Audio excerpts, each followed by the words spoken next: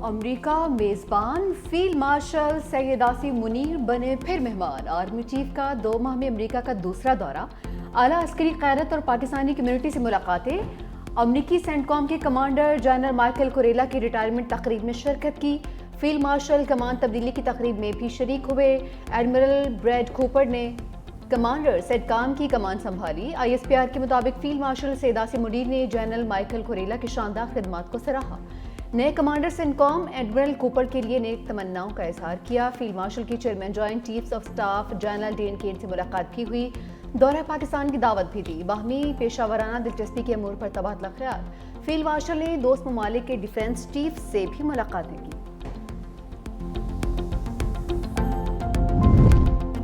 वज़ीर-ए-आज़म और अज़रबैजान के सदर का टेलीफोनिक राब्ता। शहबाज शरीफ के आर्मेनिया से अमन मुआहदे पर सदर इल्हाम अलियव को मुबारकबाद। तनाज़े के पुरअमन हल में इल्हाम अलियव के बसीरत अंगेज किरदार की तारीफ। कहा, पाकिस्तानी अवाम इस बुनियादी मसले पर अज़रबैजान के बहन भाइयों के साथ हैं। वज़ीर-ए-आज़म ने अमरीकी सदर ट्रंप के किरदार को खास तौर पर सराहा।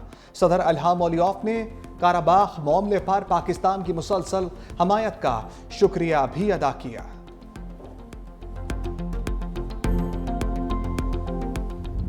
पाकिस्तान ने सलामती कौंसिल में गजा पर इसराइली कब्जे का मंसूबा मुस्तरद कर दिया। अक़वाम मुत्तहिदा की सलामती कौंसिल का इसराइली साजिशी मंसूबे पर हंगामी इजलास।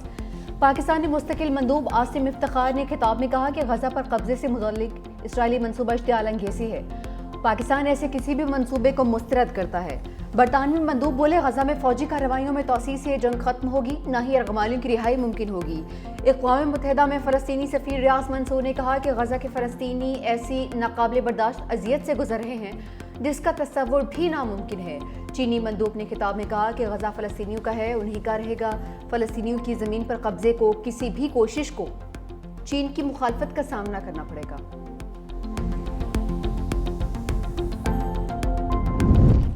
अमरीका एक बार फिर इसराइल की हमायत में अंधा हो गया।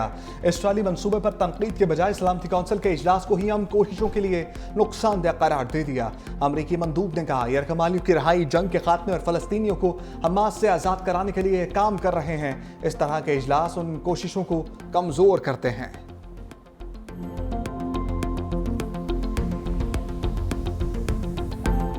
तेज़ रफ्तार डंपर ने बहन भाई को जिंदगी की दौड़ से बाहर कर दिया। राशिद मिन्हास रोड पर डंपर की टक्कर से होने वाले हादसे की फुटेज भी सामने आ गई। तेज़ रफ्तार डंपर मुतासरा मोटरसाइकिल सवार खानदान के अक़ब में आ रहा था। पहली टक्कर से मोटरसाइकिल पर बैठी महानूर सड़क पर गिरी। डंपर ने महानूर को कुचला और मोटरसाइकिल के साथ दोबारा से जा टकराया।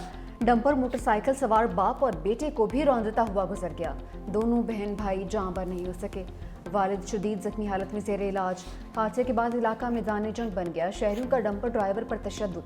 डंपर पर पथराव। मुश्तल अफराद ने 7 डंपर्स को आग लगा दी।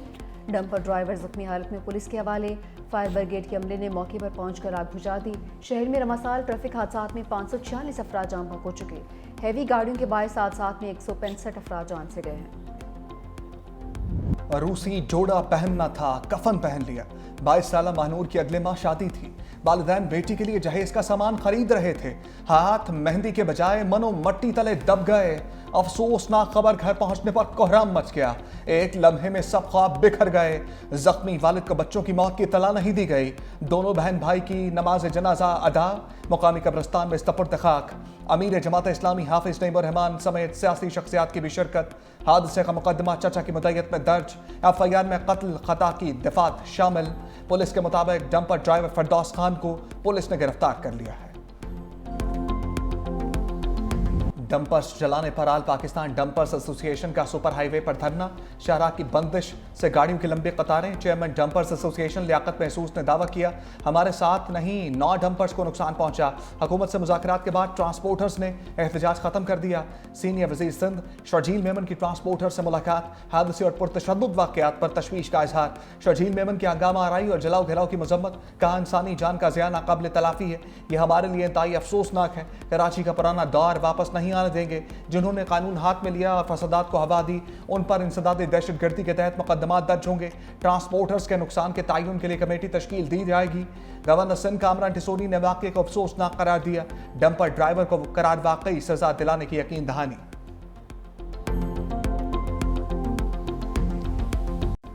तूफान और सैलाब भी इल्म की शमा को नहीं बुझा सके। सैलाब से मुतासरा तालिब इल्म की मैट्रिक में पोजीशन। वज़ीर आज़म शहबाज शरीफ से मुलाकात। बलूचिस्तान के तालिब इल्म इकरामुल्लाह काकड़ ने रावलपिंडी बोर्ड में तीसरी पोजीशन हासिल की है। वज़ीर आज़म ने बलोच तालिब इल्म का वज़ीर आज़म हाउस में खैर मकदम किया। कहा, इकरामुल्लाह काकड़ का ख़ानदान सैलाब से शदीद मुतासिर था। 2022 में दौरा कला सैफुल्लाह के दौरान इकरामुल्लाह से इमदादी खैमे में मुलाकात हुई। गुज़िश्ता रोज़ जब खबर पड़ी तो बहुत फ़ख्र महसूस हुआ। तालिब इल्म इकरामुल्लाह ने वज़ीर आज़म से इज़हार तशक्कुर किया। वज़ीर आज़म ने कला सैफुल्लाह के दौरे पर इकरामुल्लाह के तालीमी खराजात उठाने का ऐलान किया था। इंतकामी कार्रवाइयों के बावजूद पाकिस्तान और आज़ादी की जंग आखिरी दम तक लड़ेंगे। वज़ीर आला खैबर पख्तूनख्वा यामीन गंडापुर का दो टोक मौक़िफ़। कहा, रजीम चेंज से हुकूमत गिराने के बाद पीटीआई हालत जंग में है। मुल्क में आईन कानून नाम की कोई चीज़ बाकी नहीं रही। अवामी नुमाइंदों को बिला वजह नाअहल करके हकूक छीने जा रहे हैं। कोहिस्तान स्कैंडल सूबे का नहीं बल्कि वफाक का मामला है। साबिक हुकूमतों की करप्शन को हमारे खिलाफ हथियार बनाया जा रहा है।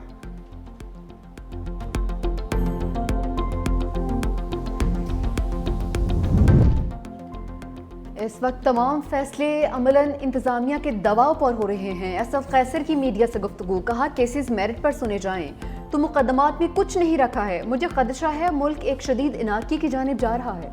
सेनेट और कौमी असम्बली में ओपोजिशन लीडर्स को नाअहल करके तमाशा बनाया गया। ओपोजिशन लीडर के लिए मेरे नाम के हवाले से बातें दुरुस्त नहीं।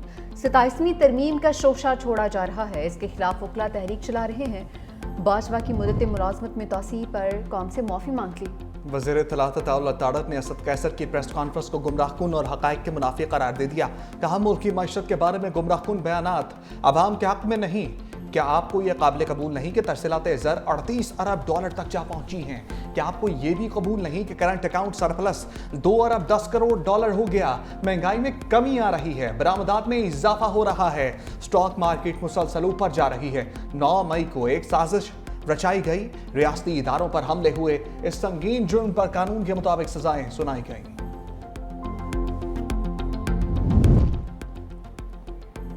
मोदी के बुरे दिन चलने लगे। सिफारती नाकामी के बाद अपोजिशन की जानिब से इंतखाबात में धांधली के संगीन इल्जामात। बीजेपी सरकार की मुश्किलात मजीद बढ़ गईं। पाकिस्तान के साथ जंगबंदी और अमरीका से सिफारती सर्दमोहरी भी मोदी के लिए इम्तिहान बन गई। बैनुल-अक़वामी खबर एजेंसी रॉयटर्स ने मोदी के मौजूदा दौरे इक़्तिदार को मुश्किल तरीन वक्त करार दे दिया। आइंदा हफ्तों में चीन और रूस का दौरा मुतवक्के। भारतीय वज़ीर-ए-आज़म के लिए एक कड़ा इम्तिहान। बिहार के रियासती इंतखाबात में मुमकिन शिकस्त मोदी सरकार के ताबूत में आखिरी कील साबित हो सकती है। पाकिस्तान ने, पाकिस्तानी अफवाज ने, पाकिस्तानी फोर्सेस ने, पूरी कौम ने मिलकर भारत को इबरतनाक शिकस्त दी है। और उस इबरतनाक शिकस्त जो भारत को पूरी पाकिस्तानी कौम ने दी है, उसके आफ्टर इफेक्ट्स आज दिन तक भारत उस स्टेट ऑफ शॉक से नहीं निकल सकी है। कल उनका एक एयरफोर्स चीफ जो है पैदा हो गया अचानक कि जी हमने भी गिराए। उनके मुल्क में इतना उनके ऊपर लानताना हुआ, इतना उनको मोदी हुकूमत को, इंडियन आर्मी को, इंडियन एयरफोर्स को लोगों ने जिस तरह क्रिटिसाइज किया है भारत में बैठकर, भारतीयों ने अब अपनी फेस सेविंग के लिए कहने जी हमने ये भी कर दिया, हमने वो भी कर दिया। पाकिस्तान ने हालिया जंग में भारत को इबरतनाक शिकस्त दी। भारतीय चीफ का बयान फेस सेविंग की कोशिश है। सीनियर वज़ीर सिंध शर्जील मेमन की नेशनल स्टेडियम में मीडिया से गुफ्तगू। कहा, पाकिस्तान के हाथों शिकस्त के बाद भारतीय रहनुमा अपने अवाम को मुंह दिखाने के काबिल नहीं रहे। हम जश्न आज़ादी के साथ मार्का हक की जीत की खुशी भी मना रहे हैं। 13 अगस्त को कराची के नेशनल स्टेडियम में ग्रैंड म्यूजिकल शो होगा। ये सिंध हुकूमत या पीपल्स पार्टी के नहीं, पाकिस्तान के प्रोग्राम्स हैं। शर्जील मेमन ने नेशनल स्टेडियम में यौम आज़ादी ग्रैंड म्यूजिकल शो के इंतजाम का भी जायजा लिया।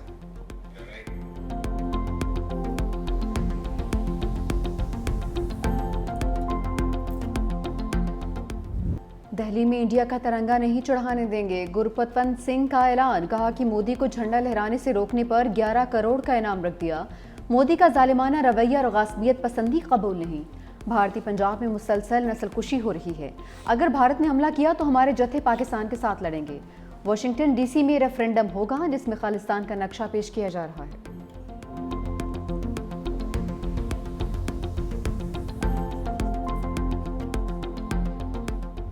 सखर में मार्के हक और यौम आज़ादी की रंगारंग तकरीब। सिंध हुकूमत का जिना म्यूनसिपल ग्राउंड में शानदार ग्रैंड म्यूजिक शो। राहत फ़तेह अली खान समेत दीगर फनकारों की शानदार परफॉर्मेंस। बिलाल सईद, आसिम अजहर, यंगस्टनर्स, सनम मारवी ने भी आवाज़ का जादू जगाया। हाजरीन झूम झूम उठे। वज़ीर तवानाई सी नासिर हुसैन शाह की भी शिरकत। म्यूजिक शो देखने अवाम की बड़ी तादाद उमड़ आई। हैदराबाद में भी मर्ग हक और यौम आज़ादी पर म्यूजिक शो। अली जफर ने आवाज़ का जादू जगाया। ए वतन प्यारे वतन, जश्न आज़ादी तकरीबात जोश व खरोश से जारी। कराची में साहले समुंदर पर मिनी मैराथन। मोहम्मद सज्जाद और महानूर की पहली पोजीशन। लाहौर में ख़वातीन की साइकिल रैली, बड़ी तादाद में साइकिलिस्ट की शिरकत। आज़ाद कश्मीर के शहर बाग और डेरा इस्माइल खान में भी साइकिल रैलियाँ। जश्न आज़ादी की तकरीबात का सिलसिला 14 अगस्त तक जारी रहेगा। मुख्तलिफ स्पोर्ट्स मुकाबलों का इनेकाद भी किया जाएगा।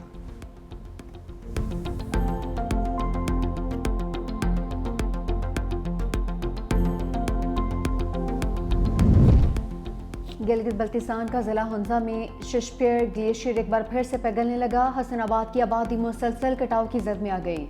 पानी के बड़े रैले से चीन को पाकिस्तान से मिलाने वाली मरकजी शाहराह कराक्रम का हिस्सा बह गया। पाक चीन ज़मीनी राबिता आर्जी तौर पर मुनक़ता। इंतजामिया के सयाहों को मुहतात रहने की हिदायत।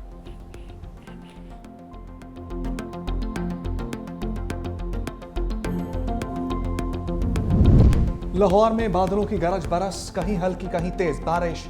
मौसम खुशगवार। गुजरांवाला में भी बादल बरस पड़े। गर्मी का जोर टूट गया।